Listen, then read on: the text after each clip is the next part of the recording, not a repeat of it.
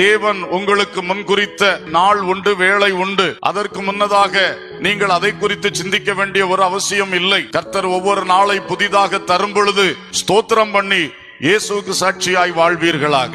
ஏன் மரணத்தை குறித்தே சிந்திக்கிறீர்கள்? நீங்கள் மரணத்தை குறித்து சிந்திக்கிறதை நிறுத்திவிட்டு ஜீவனை குறித்து சிந்திக்க ஆரம்பியுங்கள்.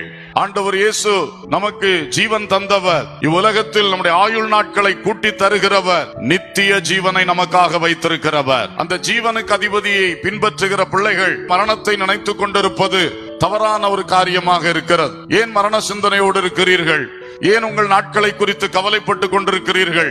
ஏன் எதிர்காலத்தை குறித்து நீங்களே தேவையில்லாத சந்தேகங்களையும் தேவையில்லாத மன கலக்கத்தையும் உண்டு பண்ணி கொண்டிருக்கிறீர்கள்? உங்கள் உள்ளங்கள் கிறிஸ்துவுக்குள் ஸ்திரப்படுவதாக.